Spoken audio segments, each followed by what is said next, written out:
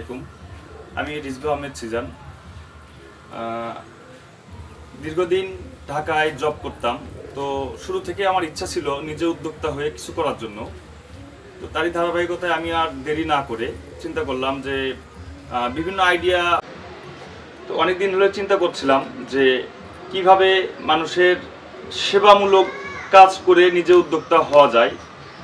তো তারই ধারাবাহিকতায় আজকে আমরা শুরু করছিলাম হচ্ছে ঢেকি ছাটা লাল চালের যে বহুবিধ গুণাগুণ সমৃদ্ধ যে চালটা, এটা বাংলাদেশের একটা ঐতিহ্য বলতে পারেন। আগেকার যুগে লোকজন ঢেকিতে ছাটাই করে বিভিন্ন চাল, আটা, তারপরে এই প্রোডাক্টগুলো তারা খাইতো এবং তারা দেখা যাচ্ছে এখনকার থেকে তারা অনেক সুস্থ ছিল, সবল ছিল।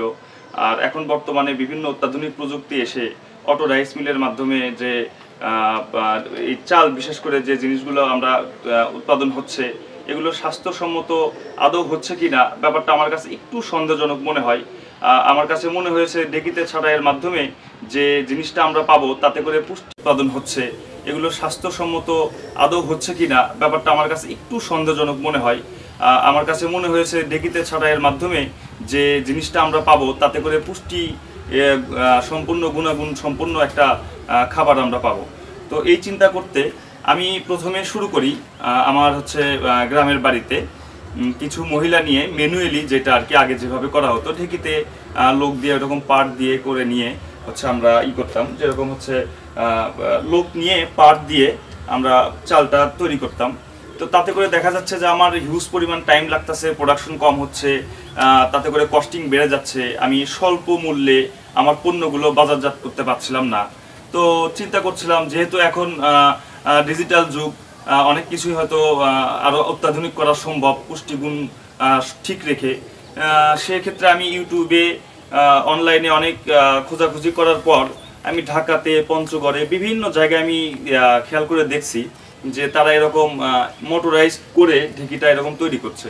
তো এর মধ্যেই আমার নজরে আসে, মানে একদম বিশ্বস্তভাবে নজরে আসে আমার নিজ জেলাতেই, আমাদের হচ্ছে এলাকার মোটামুটি জয়পুর পাড়া আর কি, বগুড়া শহরের জয়পুর পাড়া, বেশ কোলাহল মুক্ত, খুব সুন্দর আর কি জায়গাটা। তো উনি যন্ত্রবিজ্ঞানী, আমাদের হচ্ছে আমির হোসেন আঙ্কেল। তো ওনার হচ্ছে এই ওয়ার্কশপটা এখানে প্রথমে আমি আসলাম ওনার সঙ্গে পরামর্শ করার জন্য। এসেই দেখি উনি আসলে ঢেকি তৈরি করতেছে ঢেকিটা।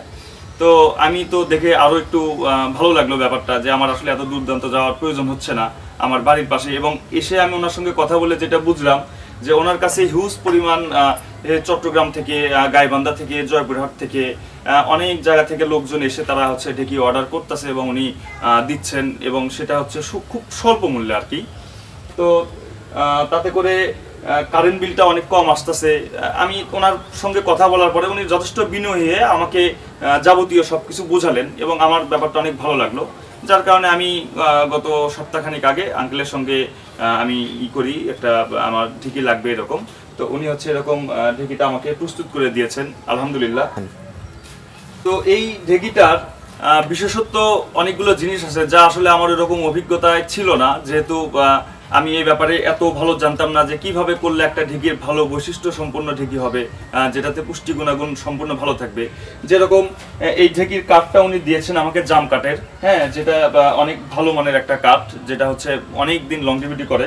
এরপরে এই যে যেটার মধ্যে আর কি ধানটা থাকবে আর কি, গোলাই বলা হয় সম্ভবত এটাকে, এটা দিয়েছেন উনি হচ্ছে তেঁতুল কাঠ। হ্যাঁ, এই তেঁতুল কাঠের গোলাইটা অনেকদিন টিকসই করবে এবং অনেক ভালো একটা আর এরপরে হচ্ছে উনি এই যে এটাও দিয়েছে অনেক ভালো মজবুত করে। এরপরে হচ্ছে উনি যে হচ্ছে আমার পুরো ফ্রেমটা তৈরি করে দিয়েছেন, এই ফ্রেমগুলো অনেক ভালো, শ্যাপ ট্যাপ দিয়ে বিয়ারিংগুলো আমার কাছে কেন জানি মনে হয়েছে কাজটা অনেক হ্যাভি হয়েছে। এবং আমির হোসেন আঙ্কেল, আমাদের যন্ত্রবিজ্ঞানী, উনি বলতেছে যে এইটা আসলে মিনিমাম 20, 30, 50 বছরে কিচ্ছু হবে না, আমি বাণিজ্যিক আকারে খুব স্বাচ্ছন্দ্যভাবে ইউজ করতে পারবো এবং খুব কারেন্ট বিলটা খুব কম আসবে। তো যা হোক, আমাদের এখানে আরো আসছে, আমি এসে পরিচয় হলাম আঙ্কেলের সঙ্গে। হ্যাঁ, উনি হচ্ছে চট্টগ্রাম থেকে আসছে, উনি একজন কৃষিবিদ, অবসরপ্রাপ্ত কৃষি অফিসার। তো উনিও আসছে সম্ভবত ঢেকির জন্য, যে কথাবার্তা বলা হলো, উনি হচ্ছে অর্ডার করতে আসছে। তো আমরা একটু তার মুখ থেকে কিছু শুনি। আসসালামু আলাইকুম। আমি ইতিপূর্বেও আমির ভাইয়ের যন্ত্রবিজ্ঞানী আমির ভাইয়ের সম্পর্কে বিভিন্নভাবে বিভিন্ন চ্যানেলে বিভিন্ন অনলাইনে ওনার প্রচারণা দেখেছি। তো আমি ইতিপূর্বে আসছিলাম। উনি একজন ভালো মানুষ, উনি একজন কৌতূহল প্রবণ মানুষ। উনি কিছু নতুন কিছু করতে পারলেও উনি খুশি হন, এরকম উদ্যোক্তা উনি একজন। তো আমাকে খুব ভালো লাগছে। তো আমি চট্টগ্রাম থেকে আসছি, রাতে চলে আসছি, সকালে ওনার সাথে ওনার কারখানায় চলে আসছি। আমি এসে দেখলাম ওনার এখানে এই আধুনিক যে ঢেকি, এই ঢেকিগুলো বানানোর জন্য ওনার কাঠ মিস্ত্রি, ওনার লেদ মিস্ত্রি সবাই মিলে এখানে একটা অনড়ম্বর পরিস্থিতির মধ্যে কাজ করছেন। তো আমার কাছে খুবই ভালো লাগছে। তো সবচেয়ে বড় কথা হলো যে খামার যান্ত্রিকীকরণের কারণে আমাদের পূর্বের যে ঐতিহ্য ঢেকি, আমাদের মা চাচিরা যেটাতে পিঠা তৈরি করত, চাউল থেকে আটা বের করত, একটা লোভনীয় দ্রব্য তৈরি হতো, তাল পিঠা, রস পিঠা, দুধের পিঠা, তারপর আপনার বাবাই পিঠা, তার একটা স্বাদ ছিল আলাদা। কিন্তু যান্ত্রিকীকরণের কারণে এই আটাগুলো যন্ত্রের মাধ্যমে তৈরি মানে ক্রাশা হওয়ার পরে ওর যে গুণগত মান, ওটা আপনি যান্ত্রিকের কারণে ওটা পুড়ে যায়, যার জন্য ওর যে গুণাগুণ, পিঠা তৈরির যে পুরো গুণাগুণটা হারিয়ে ফেলে। এই ঢেকি ছাটা এদের কারণে আমাদের সেই পূর্বের ঐতিহ্য আমরা ফিরে পাচ্ছি। আমি ধন্যবাদ জানাই আমির ভাইকে। ওনার এই নতুন উদ্যোক্তা, নতুন নতুন আবিষ্কারের পিছনে দেশকে উনি অনেক কিছু দিয়ে যাচ্ছেন। আমি আশা করব আগামীতে উনি যেন এটাকে আরও মডিফাই করে আরও আমাদের দোরগোড়ায়, মানুষের দোরগোড়ায় ওনাদের সেবা দিতে পারেন, এই আশাবাদ ব্যক্ত করে আমি ওনাকে ধন্যবাদ দিয়ে আমার বক্তব্য শেষ করছি। তো আপনারা আঙ্কেলের বক্তব্য শুনলেন। উনি একজন, আগেও বলেছি, উনি একজন কৃষিবিদ এবং অবসরপ্রাপ্ত কৃষি অফিসার। তো সর্বশেষ আমার যে কথাটা, আমি সানরাইজ অ্যাগ্রো আমার প্রতিষ্ঠানের নাম দিয়েছি। তো আমি বগুড়াতেই বিভিন্ন সুপার শপে, বিভিন্ন দোকানে আমার এই প্রোডাক্টগুলো, ঢেকি ছাটা বিভিন্ন রকম পণ্য, ঢেকি ছাটা লাল চাল, ঢেকি ছাটা আটা, জিরার গুঁড়া, তারপরে হচ্ছে ধনিয়ার গুঁড়া সহ আরও বিভিন্ন হলুদের গুঁড়া, আর মানে বিভিন্ন প্রোডাক্ট আমি করে থাকি। তো হচ্ছে আমার আপনারা সবাই দোয়া করবেন, এবং আমার মতো যারা আরও উদ্যোক্তা আছেন, যারা এই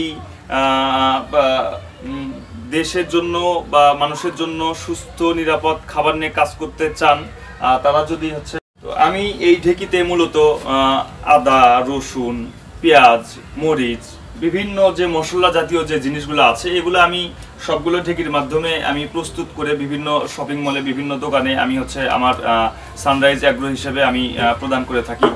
আর আপনারা যারা আরও নতুন উদ্যোক্তা আছেন, তারা ইচ্ছা করলে আমি এই ওয়ার্কশপে এসে আমি তো অবাক যে প্রায় এখানে অর্ধ শতাধিক যন্ত্র উনি হচ্ছে আবিষ্কার করে রাখছেন। আমাদের বগুড়ার সে বিখ্যাত আমির হোসেন আঙ্কেল যন্ত্রবিজ্ঞানী, উনি আর কি। তো আপনারা যারা নতুন উদ্যোক্তা হিসেবে নিজেকে প্রেজেন্টেশন করতে চান, আশা করি যে ওনার মতো একটা লোকের সঙ্গে এসে আপনার প্ল্যানটা শেয়ার করলে অনেক কমের মধ্যে, অনেক স্বল্প মূল্যের মধ্যে আপনার হচ্ছে সুন্দর একটা যন্ত্র আপনার সুবিধা মতো উনি ডিজাইন করে বানায় দিতে পারবে। এবং আমি তো এই ঢেকিটা নিয়ে মাশাআল্লাহ অনেক হ্যাপি। আশা করছি যে আমি খুব ভালো এখান থেকে রেজাল্ট পাবো। পরিশেষে আমির হোসেন আঙ্কেলের পক্ষ থেকে এবং আমার সানরাইজ এগ্রোর পক্ষ থেকে আপনাদের সকলকে ধন্যবাদ। আসসালামু আলাইকুম।